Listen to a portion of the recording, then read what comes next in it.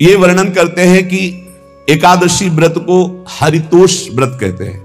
भगवान की प्रसन्नता के लिए, हरिजू की प्रसन्नता के लिए एकादशी व्रत रहा जाता है। प्रायः समस्त वैष्णवजन रहते हैं।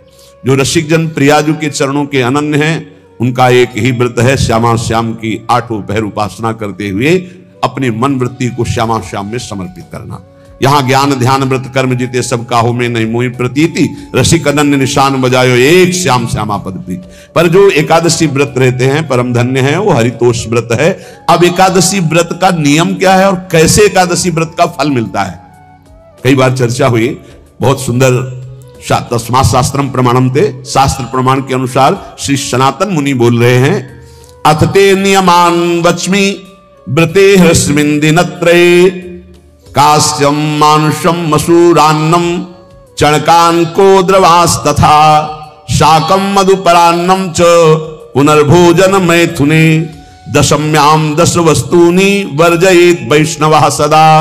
जिसे एकादशी रहनी हो और एकादशी का फल प्राप्त करना हो, उसको ये नियम पालन करना चाहिए। अथ ते नियमान वच्मि व्रते ह्रस्मिन् दिनत्रये, उसको 3 दिन, एक तो दशमी और एक द्वादशी और फिर बीच में एकादशी, उसको 3 दिन संयम में रहना होता है, तब बीच की एकादशी का उसे फल प्राप्त होता है। जिसे एकादशी व्रत रहना हो उसका नियम है कि दशमी के दिन कांसे के पात्र का त्याग करें। वैष्णव सिद्धांत है कि कभी जिसमें मांस बना उस रसोई का भोजन न ग्रहण करें। मसूर की दाल, चना की दाल, कोदों और कोई भी शाक, शहद, दूसरों का अन्न, दोबारा भोजन और मैथुन, ये दशमी के दिन त्याग दे। एक बार दशमी के दिन भोजन करे 24 घंटे में, क्योंकि एकादशी रहना है। कांसे का पात्र, जिस रसोई में मांस बना उसके भोजन का त्याग, मसूर की दाल, चना, कोदों, शाक, मधु अर्थात शहद और दूसरे के द्वारा दिया हुआ भोजन और दोबारा भोजन और मैथुन क्रिया, इनका दशमी के दिन कभी भी प्रयोग ना करें। इन 10 वस्तुओं से वैष्णव दूर रहे दशमी के दिन। फिर एकादशी के व्रत में, ये पीछे तो हम वर्णन कर ही चुके हैं, कहीं नहीं आया यहाँ कुटू का वो कचौड़ी पकौड़ी और सिंघाड़ा का हलवा और ये दुनिया के खीर और सब। ये एकादशी के दिन किसी भी तरह की गेम आदि क्रीड़ा ना खेले। जैसे अब आज व्रत है तो बैठे हैं अपना मोबाइल में गेम खेल रहे हैं, ऐसा कोई भी क्रीड़ा नहीं। द्वित क्रीड़ा, किसी भी तरह का गेम, ये सब खेल नहीं। द्वित क्रीड़ाम च निद्राम च तांबूलम दंत धावनम, परापवादम पैशून्यम स्तेयम हिंसाम तथा रतिम, कोपम हृत वाक्यम च एकादश्याम विवर्जयेत। एकादशी के दिन उपासक को चाहिए कि वो किसी भी तरह की क्रीड़ा, मनोरंजन बिल्कुल नहीं। चनिद्राम, नींद नहीं लेनी उसको, न दिन में न रात में, एकादशी व्रत। और प्रायः पुराने महापुरुषों ने ऐसा किया है। रामदास जी डाकोर के रात में जाते थे, रणछोड़ भगवान के यहां कीर्तन करते थे जाकर। तभी तो भगवान उनके कीर्तन पर, उनकी भक्ति पर रीछ कर गाड़ी में बैठकर उनके साथ आए थे। पूरी रात जगकर कीर्तन करना, और दिन में तो सोना ही निषेध है। द्वित क्रीड़ाम च निद्राम च तांबूलम, पान खाना निषेध है एकादशी को, बिल्कुल नहीं, जो व्रत रह रहे हैं। और दंत धावनम, वृक्ष से तोड़कर जो दतून की जाती है एकादशी के दिन नहीं। परापवादम, दूसरे की निंदा करना, चर्चा करना नहीं, अर्थात अधिकतर मौन व्रत धारण करे एकादशी के दिन। पैशून्यम, चुगली करना। स्तेयम, कोई चोरी करना। हिंसाम, वाणी से, शरीर से, मन से किसी को दुख पहुंचाना। रतिम, अर्थात भोग करना, मैथुन करना। कोपम, किसी के ऊपर गुस्सा करना। अनत वाक्यम, झूठ बोलना। एकादश्याम विवर्जयेत, एकादशी के दिन ये नहीं करना चाहिए। एकादशी को एक बार कुछ फलाहार शुद्ध, अगर आपके पास कोई व्यवस्था नहीं तो थोड़ा दूध है, जल है, ऐसे आप लेकर, या थोड़ा सा फल ले लिया, थोड़ा सा फल लेकर के प्राण पोषण, एक दिन में मर नहीं जाओगे। कितने तो निर्जला एकादशी रहते हैं, हर एकादशी निर्जला। पूज्य श्री मथुरादास जी निर्जला ही रहते थे हर एकादशी। चलो भैया आपकी सामर्थ्य नहीं तो जल 2-4 बार ले लो, एक बार थोड़ा सा दूध और फल ले लो, चल जाएगा काम, प्राणों का पोषण हो जाएगा। ये आचरण न करे, एक बार कुछ आहार ले ले, वो भी शुद्ध भगवद अर्पित प्रसाद। फिर द्वादशी को काश्यम मांसम सुराम छौद्रम तैलम वितथ भाषणम व्यायामम च प्रवासम च पुनर्भोजन मैथुने अस्पृश्य स्पर्श मासूरे द्वादश्याम द्वादश त्यजेत। कांस के पात्र में द्वादशी को भी भोजन न पावे, जिस रसोई में मांस बनाओ उसमें आहार न ले, किसी भी तरह का नशा द्वादशी को न करे, शहद न पाए, तेल के बने पदार्थ न पाए, मिथ्या भाषण न करे और बहुत शरीर का व्यायाम न करे, बहुत थकावट वाले कार्य न करे, दोबारा भोजन न करे, एक बार द्वादशी को भी भोजन पवित्र, मैथुन न करे, जिसका स्पर्श नहीं किया जाता ऐसे पदार्थों का स्पर्श न करे, और मसूर की दाल न खाए। द्वादशी को जो इन नियमों का पालन करता है, दशमी द्वादशी ऐसे और एकादशी ऐसे, तब उसे एकादशी व्रत का फल प्राप्त होता है। जो इस पद्धति से ये जो मनमानी है सब नहीं, हर पदार्थ मिल जाएगा आपको फलाहार में, हर पदार्थ। हमको बताया गया कि आपको जो चाहो सब पदार्थ फलाहार का। अरे भाई हरितोष व्रत है तो हरि प्रसन्नता के लिए एक दिन भूखे रहने बहुत आनंद आता है। पहले भगवत कृपा से ऐसी गंगा जल पी करके कुछ दिन, फिर कभी कभी निर्जला एकादशी का भी आनंद। बड़े संन्यास मार्ग में थे तो बड़े संयम से सब शास्त्रीय पद्धतियों का निर्वाह होता था।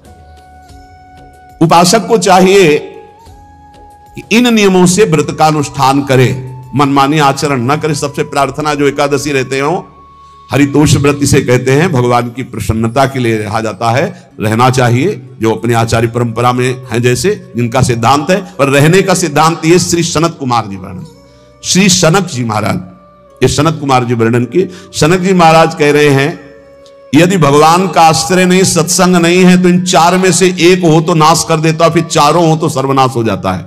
यौवनम धन संपत्ति प्रभुत्व विवेकता एकैपमप्यनर्थाय किमु यत्र चतुष्टयम। यदि सत्संग नहीं है, यदि भगवद आश्रय नहीं है, खूब धन हो, जवान अवस्था हो, और बढ़िया पद मिला हो, प्रभुत्व चलता हो, और अज्ञान हो, फिर क्या कह रहा है? बोले चारों जहां मौजूद होते हैं वहां सर्वनाश का खेल शुरू हो जाता है। अगर इनमें से एक हो तो सर्वनाश करने में पर्याप्त है, और अगर चारों हो तो फिर क्या कहना है? यौवनम जवान हो, धन संपत्ति है, खूब रुपया पैसा हो, प्रभुत्व कोई पद हो, कोई अधिकार हो बड़ा, फिर अविवेकता और अज्ञानी हो, तो बोले एक नाश कर देगा, फिर चारों तो नाश ही कर देंगे। और अगर सत्संगी है तो ये चारों महान कार्य कर देंगे। क्या यौवनम जवान है, खूब दूसरों की सेवा, मेहनत पूर्वक धन संपत्ति कमाकर माता पिता की सेवा, परिवार की सेवा। ये माता पिता, हमारा वेद कहता है मात्र देवो भव, तैत्तरीयोपनिषद, मात्र देवो भव, पितृ देवो भव, आचार्य देवो भव, अतिथि देवो भव, यान्य नवद्यानि कर्माणि तानि सेवितव्यानि नो इतराणि, यान्यस्माकः सुचरितानि तानि तोयोपास्यानि नो इतराणि, ये के चास्माच्छेयाः सो ब्राह्मणाः तेषां त्वया स्नेन प्रश्वसितव्यं, श्रद्धया देयं, अश्रद्धया देयं, श्रिया देयं, ह्रिया देयं, भिया देयं, संविदा देयं। वेद कहता है मातृदेवो भव, माता साक्षात हमारी भगवान है। देव हरि को कहते हैं, केशव देव जैसे कहा, हरि को कहते हैं, गोविंद देव, मात्र देव, माता भगवान है। हे धिक्कार है उन पुत्रों को जो अपने माता के द्वारा पोषित किए हुए शरीर से हाथ उठाते हैं अपने माता पिता के ऊपर। नरक में तुम्हारी जो दुर्दशा होगी भोगोगे। एक हमको दिखाया गया दृश्य कि अपनी माता की कोख में लात मारता है, थप्पड़ मारता है, पिता बैठा है उसको लात मारता है, थप्पड़ मारता है, बाल घसीट कर गेट तक माता को ले जाता है।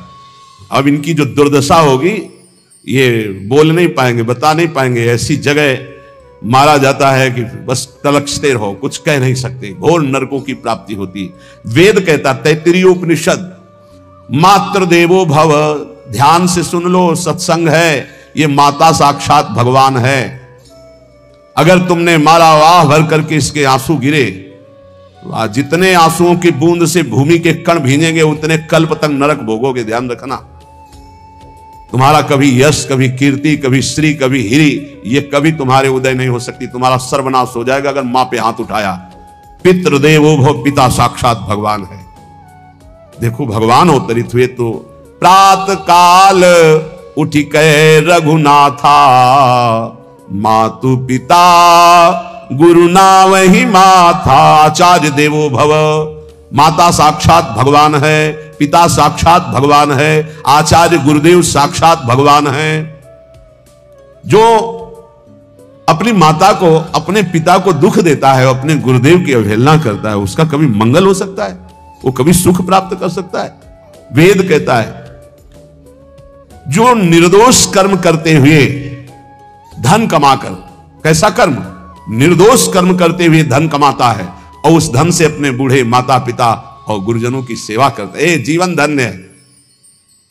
धिक्कार है उस पुत्र को, धिक्कार उस जवानी को, धिक्कार है उस धन को, धिक्कार उस बुद्धि को जिसको ये सब प्राप्त होने पर भी अपने बूढ़े माता पिता को दर दर के भटकने के लिए विवश कर देते हैं, जो अपने बूढ़े माता पिता को कष्ट देते हैं। जहां वेद कह रहा है मातृ देवो भव, पितृ देवो भव, आचार्य देवो भव, अतिथि देवो भव, चार बातें कही। अतिथि देवो भव, अगर बिना परिचय के कोई आ गया, कह रहा भूखा हूं, भोजन पवा दो, भगवान पधारे हैं, हम कह रहे मत अंदर आने दो, गेट के बाहर पवा दो, तुम्हारा संशय, पर उसे भूखा मत जाने दो। अतिथि देवो भव, जो निर्दोष कर्म करके अर्थ कमाकर अपने माता पिता गुरुजनों की सेवा करता है, उसी का जीवन धन है।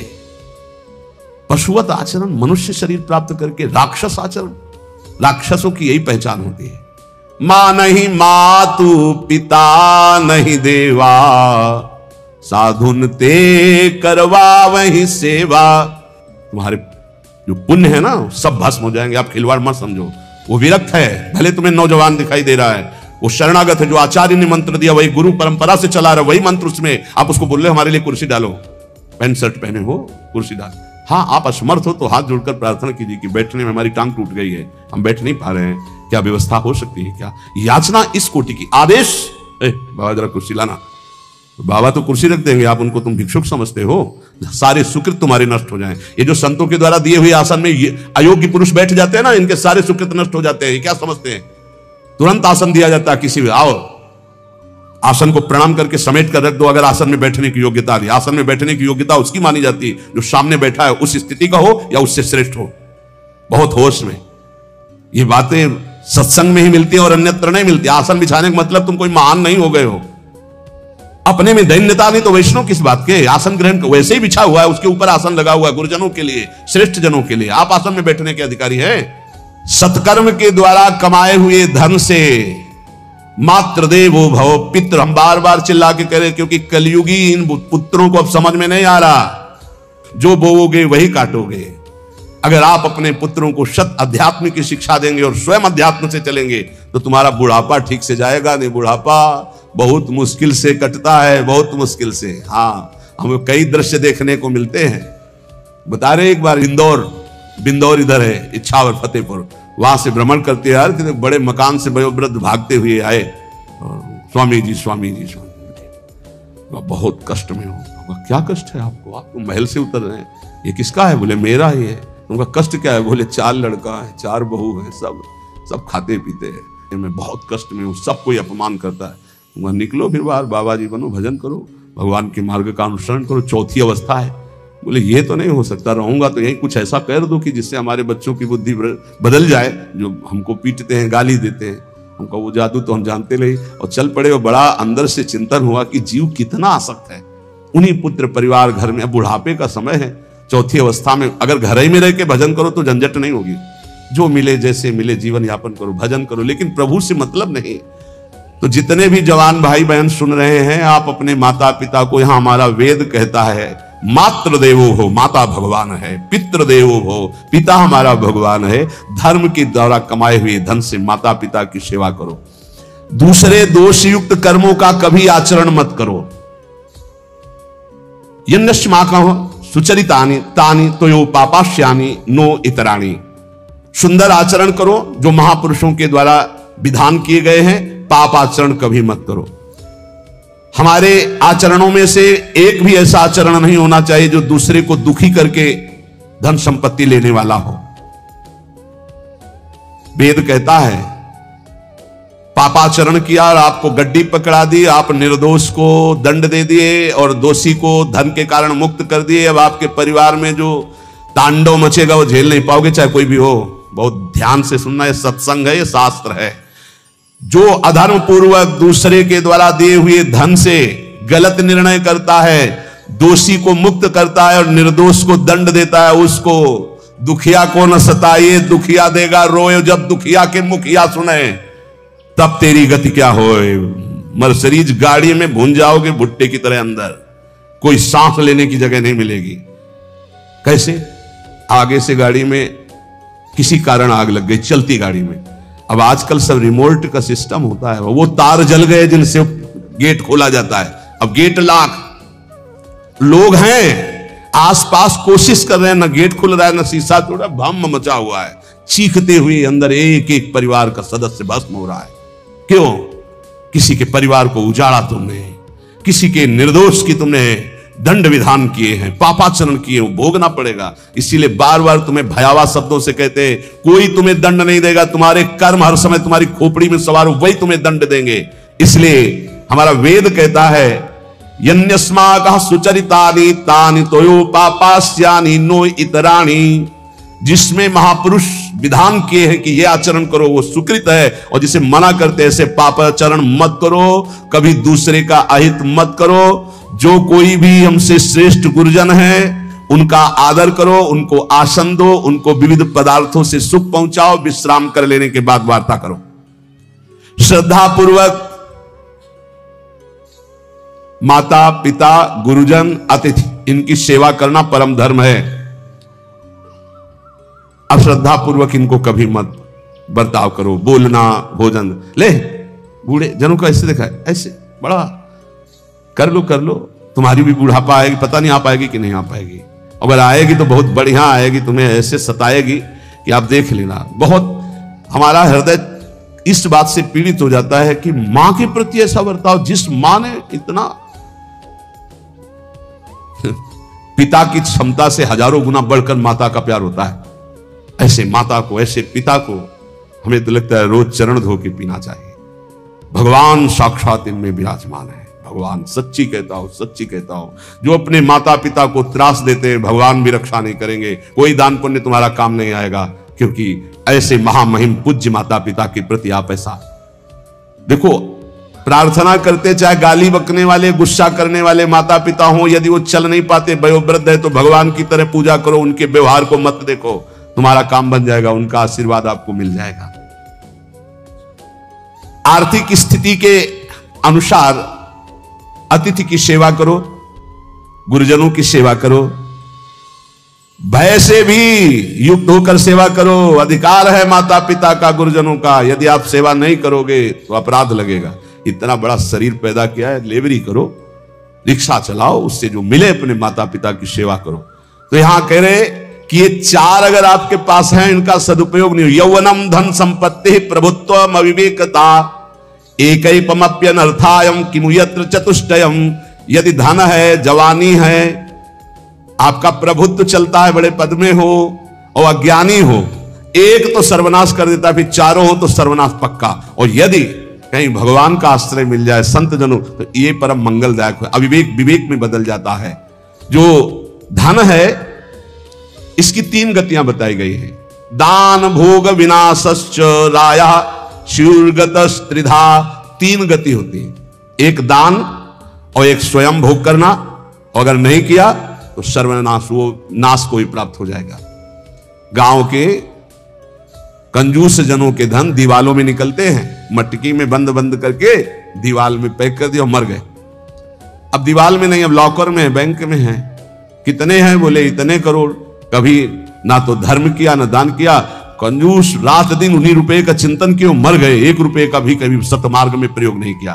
कह रहे दान भोग विनाशश्च, 3 गतियां हैं, दान या स्वयं भोग कर लो और या विनाश हो जाएगा।